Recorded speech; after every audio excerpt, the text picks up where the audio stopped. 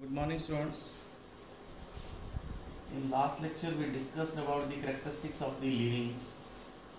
अब इसके बाद है बेटा नेक्स्ट आपकी बुक में diversity in the living world.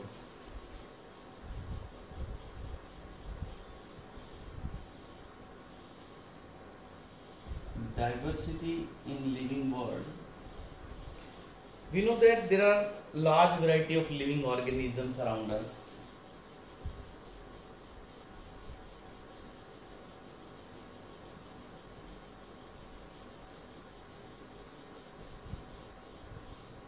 हमारे चारों तरफ बहुत सारे तरह के organism, different types of the organism, not number of the individuals, मतलब क्वांटिटी की बात नहीं कर रहे हैं हम डिफरेंट टाइप्स के ऑर्गेनिजम्स की बात कर रहे हैं.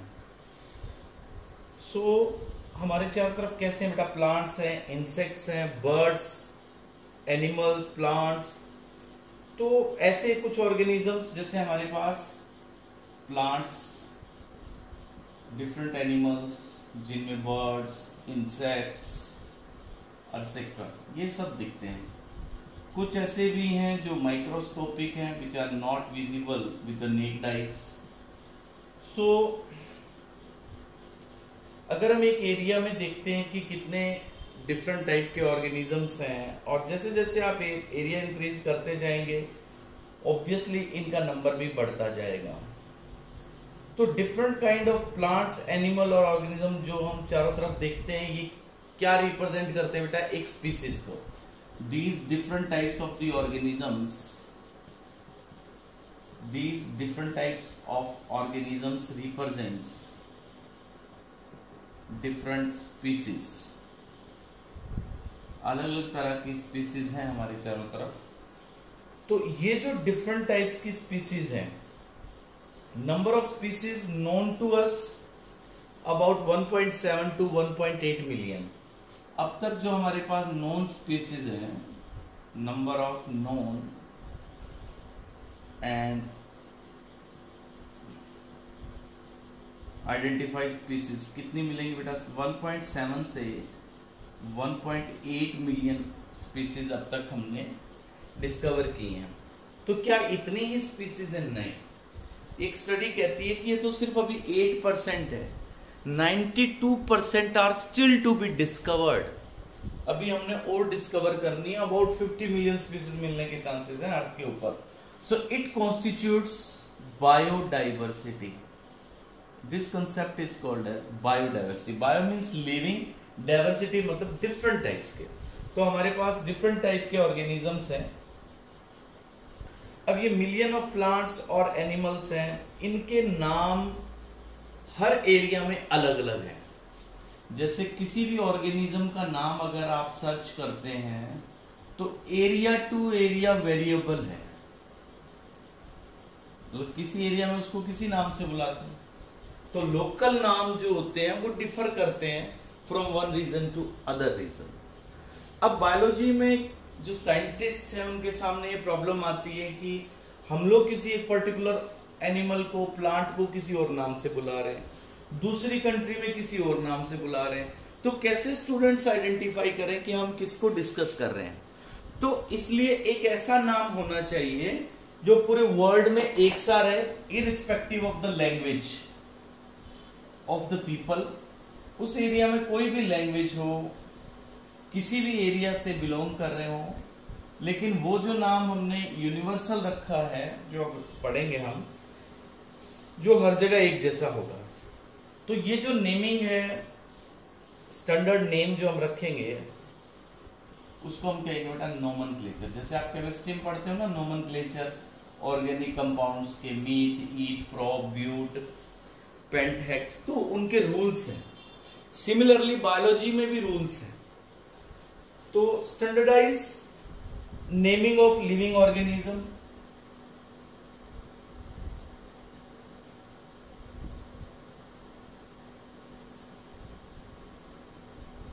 ऑर्गेनिजम्स के जो नेम हमने रखने हैं उनका एक स्टैंडर्ड मेथड हो. So this process is known as nomenclature. This process of naming organisms is known as nomenclature. अभी जैसे मैंने आपको बताया कि इंडिविजुअल के कई नाम हो सकते हैं, तो लोकल एरिया में जो नाम लेंगे वो उसका कॉमन नेम होगा बेटा, और जो हमने एक स्टैंडर्ड नाम रखना है वो उसको आइडेंटिफाई करने के लिए बाइनोमियल नोमेनक्लेचर अभी हम पढ़ेंगे, वो पूरे वर्ड में एक ही नाम रहेगा उसका।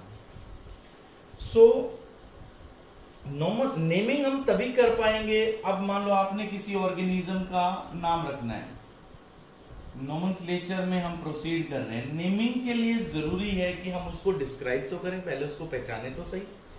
तो नेमिंग के लिए ऑर्गेनिज्म को करेक्टली डिस्क्राइब करना पड़ेगा, organism to be describe correctly. आपने जैसे एक नए इंडिविजुअल का नाम रखना है, आप नाम तभी रख पाएंगे जब आप उसको उसके बारे में डिटेल जानते हैं, उसकी मॉर्फोलॉजी जानते हैं, दिखता कैसा है, कहां मिलता है। तो नोमेनक्लेचर तभी पॉसिबल है जब आप उसको आइडेंटिफाई कर पाए, उसको डिस्क्राइब कर पाए। तो जब आप किसी ऑर्गेनिज्म को नेमिंग करते हैं, नोमेनक्लेचर करते हैं, तो पहले उसको आइडेंटिफाई करना पड़ता है। इसको कहते हैं बेटा आइडेंटिफिकेशन, उसको डिस्क्राइब करना, उसको एक्सप्लेन करना। तो हम कंसेप्ट क्या पढ़ रहे हैं बेटा, नेमिंग कैसे करेंगे। नेमिंग क्या होती है कि किसी ऑर्गेनिज्म के लिए एक पर्टिकुलर नाम जो हमने रखना है, तो नोमेनक्लेचर के लिए जरूरी है कि आप उसको पहले डिस्क्राइब करें। किसी ऑर्गेनिज्म को डिस्क्राइब करने के प्रोसेस को क्या कहेंगे बेटा, आइडेंटिफिकेशन। तो साइंटिस्ट ने अलग अलग प्रोसीजर रखे हैं। साइंटिफिक नेम जो हमने अभी पढ़ना है कि हम कैसे रखेंगे, उन साइंटिफिक नेम के लिए हमारे पास स्टैंडर्ड प्रोसीजर्स हैं जिनके बेसिस पे हम किसी ऑर्गेनिज्म का नोमेनक्लेचर करते हैं बेटा। तो जो ये साइंटिफिक नेम के लिए जो प्रोसीजर है, these procedures are acceptable around the world. पूरी दुनिया में हर जगह इनको एक्सेप्ट किया है, हर जगह यही रूल्स चलेंगे बेटा, चाहे वो किसी कंट्री से बिलोंग करता हो। तो क्या क्राइटेरिया रखें। अब जैसे मैंने कहा कि नोमेनक्लेचर करना है हमने, नोमेनक्लेचर के लिए कुछ स्टैंडर्ड प्रोसीजर्स हैं। पहले तो हमने उनको आइडेंटिफाई करना है, फिर हमने जो प्रोसीजर हमने रूल्स बनाए हैं। प्लांट्स का जो नोमेनक्लेचर करेंगे उसके लिए जो रूल्स हैं, जैसे आपने नेमिंग करनी है किसी प्लांट की, तो इसके लिए जो रूल्स होंगे, जो प्रिंसिपल्स होंगे, these rules and principle are provided by ICBN। ICBN, what is this ICBN? This is beta International Code for Botanical Nomenclature. International Code for Botanical Nomenclature. Plants के नोमेनक्लेचर के लिए जो रूल्स होंगे, वो rules कौन provide करेगा बेटा, ICBN। Animals के रूल कैसे होंगे, एनिमल्स का अगर नोमेनक्लेचर करना है तो रूल्स कौन बनाएगा बेटा, ICZN। ICZN ये क्या है बेटा, ICZN होता है बेटा international code of zoological nomenclature. International code of zoological nomenclature, animals के नेम के लिए इनके रूल्स हैं। यस बेटा, साइंटिफिक नेम जो हम अभी पढ़ने जा रहे हैं किसी भी प्लांट का, एनिमल का या माइक्रो ऑर्गेनिज्म का जो हम रखेंगे, एक तो लोकल नाम होगा बेटा जिसको हर कोई जानता है, जो लोकल लैंग्वेज में होगा, इजी टू लर्न होगा, इजी टू रिमेम्बर होगा, बट वो एक्सेप्टेबल नहीं है क्योंकि वो वेरी करता है फ्रॉम रीजन टू रीजन। हर कंट्री में, इवन अंदर कंट्री के अंदर भी वेरी करता है। अब जैसे नॉर्थ इंडियंस के पास लैंग्वेज अलग है, जैसे ईस्ट साइड में चले जाएं हम वहां अलग है, साउथ में अलग है। तो हमारे देश में इतने सारे नाम हो जाएंगे किसी एनिमल के, किसी प्लांट के। तो साइंटिफिक नोमेनक्लेचर जो कि पूरे वर्ल्ड में यूज होगा, तो साइंटिफिक नेम वो होंगे कि हर ऑर्गेनिज्म को एक ही नाम मिले, each with one name all over the world, एक ही नाम से हम उसको डिनोट करेंगे। तो डिस्क्रिप्शन जब हमें मिल जाएगा किसी ऑर्गेनिज्म का तो इजी होगा उसका नाम रखना। बायोलॉजिस्ट जो होते हैं वो यूनिवर्सल प्रिंसिपल्स फॉलो करते हैं साइंटिफिक नेम के लिए। There are some universal principles followed for the nomenclature.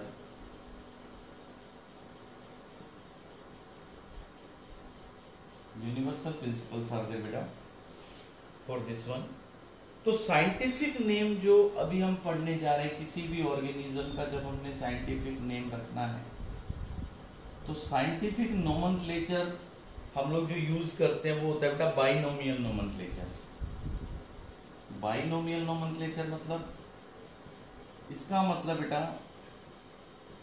कि हर एक ऑर्गेनिज्म के पास जो साइंटिफिक नेम होगा उसमें एक जेनेरिक नेम होगा और एक स्पेसिफिक एपिथेट होगा उसके अंदर। जैसे एक एग्जांपल है आपकी बुक में मैंगीफेरा इंडिका।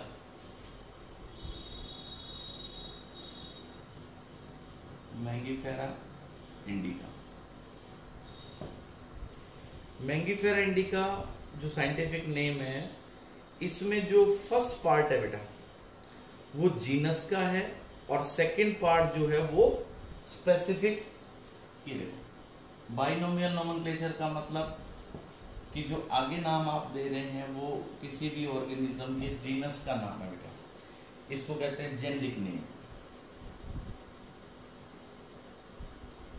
और पीछे जो नेम है बेटा इसके साथ वो है उसके स्पीसीज का, that is specific epithet. Specific epithet. तो किसी भी ऑर्गेनिज्म का जो बाइनोमियल नोमेनक्लेचर है ये दिया किसने स्टार्टिंग में, जो फर्स्ट ऑफ ऑल ये सिस्टम शुरुआत किसने की, तो इसको शुरुआत किया बेटा कैरोलस लिनियास ने। कैरोलस लिनियास। सो क्या रूल्स हैं? बायोलॉजिकल जो नेम्स हमने रखने हैं बाइनोमियल नोमेनक्लेचर, उन नेम्स के लिए कुछ रूल्स है बेटा। Biological names are generally in Latin.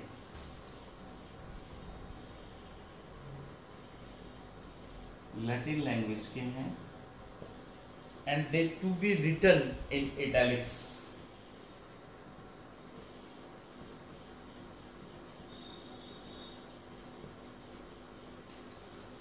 They are Latinized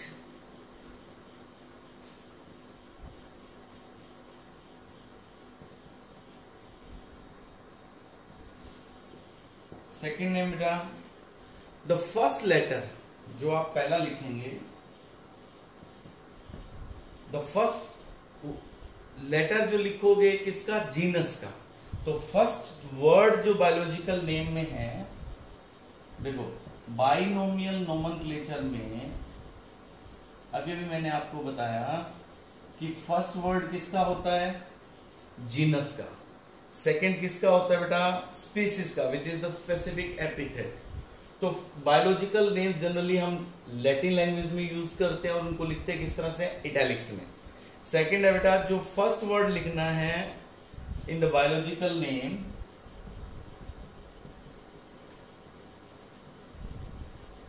first word in the biological name represents the genus,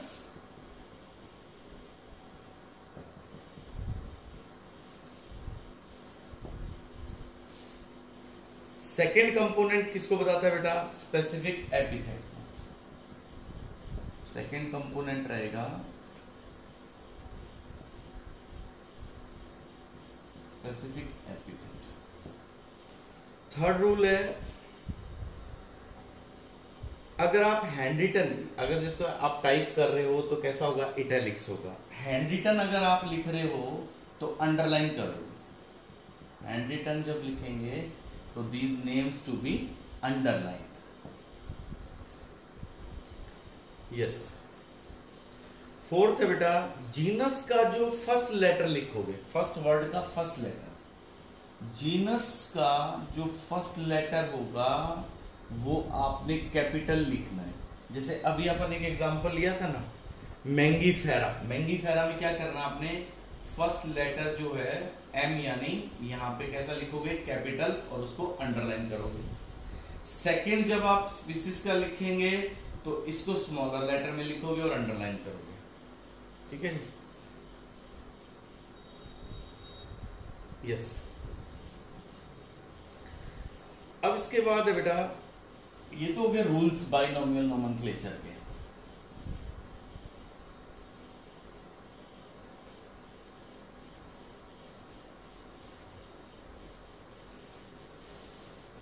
क्योंकि बहुत सारे हमारे पास लिविंग ऑर्गेनिजम्स है, अभी मैंने आपको बताया था कि लिविंग ऑर्गेनिजम्स क्या कॉन्स्टिट्यूट करते हैं बेटा, बायोडाइवर्सिटी। कितने थे हमारे पास, 1.7 मिलियन टू 1.8 मिलियन, इतने सारे ऑर्गेनिजम्स आपके ऊपर हैं। अब इन सारे ऑर्गेनिजम्स के बारे में स्टडी करना इम्पॉसिबल रहता है, तो इसलिए हमारे पास कोई तरीका हो जिससे इजिली इनको क्लासिफाई कर पाए, इजिली लर्न कर पाए। तो क्लासिफिकेशन एक वो प्रोसेस होता है, तो इनको हमने क्या करना बेटा, इन सबको क्लासिफाई करना। तो आगे क्या ब्रांच आ गई बेटा, क्लासिफिकेशन। क्लासिफिकेशन क्या प्रोसेस होता है, क्लासिफिकेशन का प्रोसेस होता है जिसमें ऑर्गेनिजम्स को हमने अलग अलग ग्रुप में डिवाइड करना। मैं फिर से रिपीट कर रहा हूं, देखो बच्चों, अभी मैंने आपसे बताया कि इस अर्थ के ऊपर 1.7 मिलियन से लेकर के 1.8 मिलियन स्पीसीज को हमने आइडेंटिफाई किया, उनको डिस्क्राइब किया। इतने सारे अलग अलग तरह की स्पीसीज हमारे पास है, ये क्या कॉन्स्टिट्यूट करती है, बायोडाइवर्सिटी। अब इतने सारे एनिमल्स, इतने सारे प्लांट्स, माइक्रो ऑर्गेनिजम्स के नाम, क्योंकि लोकल नेम्स जो है वो कंफ्यूजिंग है, इसलिए हमने क्या सिस्टम यूज किया, बाइनोमियल नोमेनक्लेचर यूज किया। बाइनोमियल नोमेनक्लेचर में हम क्या यूज करते हैं, जीनस और स्पीसीज के नाम यूज करते हैं। जीनस और स्पीसीज के नाम लैटिनाइज्ड होते हैं। जीनस और स्पीसीज का नाम यानी बाइनोमियल नोमेनक्लेचर जब आप लिखते हैं तो कैसा लिखते हैं, इटैलिक्स में लिखते हैं बेटा। इनको हैंड रिटन होगा तो आपने उनको अंडरलाइन करना है। जीनस में फर्स्ट लेटर कैपिटल होगा, आगे सारे स्मॉल होंगे। अब सेकंड हम पढ़ रहे हैं क्लासिफिकेशन। क्लासिफिकेशन की क्यों जरूरत पड़ी, क्योंकि हमारे पास इतने सारे ऑर्गेनिजम्स हैं और इनको स्टडी करना बहुत मुश्किल है, इसलिए हमने एक मेथड यूज किया है कि इनको क्लासिफाई कर दें, इनको डिफरेंट कैटेगरीज में डिवाइड कर दें। जैसे सिमिलर कैरेक्टर वाले एक कैटेगरी में आ जाएं तो उस कैटेगरी के सारे फीचर्स कॉमन होंगे, तो एक को लर्न कर लो, सारे लर्न हो जाएंगे। तो क्लासिफिकेशन एक वो प्रोसेस है जिसमें आप इनको कैटेगरीज में रखते हैं। Classification is the process, classification is the process by which anything is grouped, by which anything is grouped into convenient categories on basis of observable characters। कुछ कॉमन कैरेक्टर के बेसिस पे इनको अलग अलग कैटेगरीज में रख दें तो इसको कहते हैं बेटा क्लासिफिकेशन, ठीक है जी।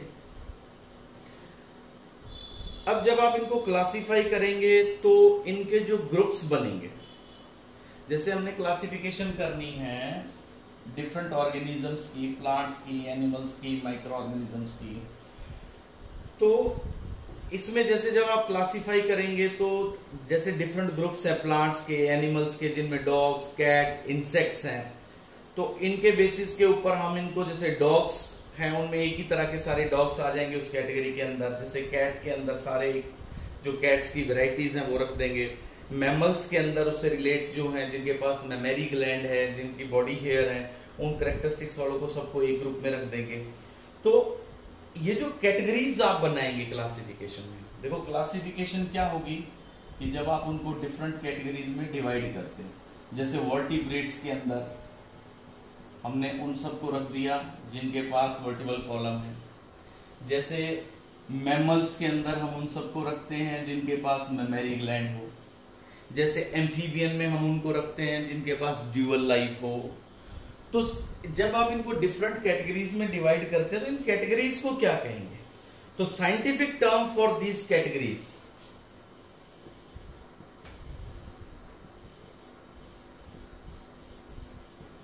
इन कैटेगरीज के लिए साइंटिफिक एक टर्म यूज करते हैं, दैट इज टैक्सा।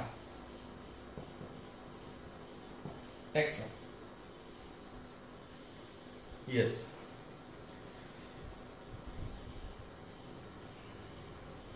अब जो क्लासिफिकेशन हमारी हो रही है, जिसमें हम लिविंग ऑर्गेनिजम्स को क्लासिफाइड कर रहे हैं डिफरेंट टैक्सा में, living organisms are classified into different categories or different taxa.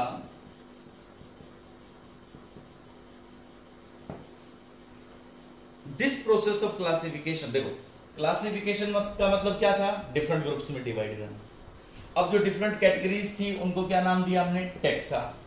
इस टैक्सा के अंदर जब आप ऑर्गेनिज्म को रख रहे हो, इस प्रोसेस को, क्लासिफिकेशन को एक नया ही नाम दे देते हैं बेटा।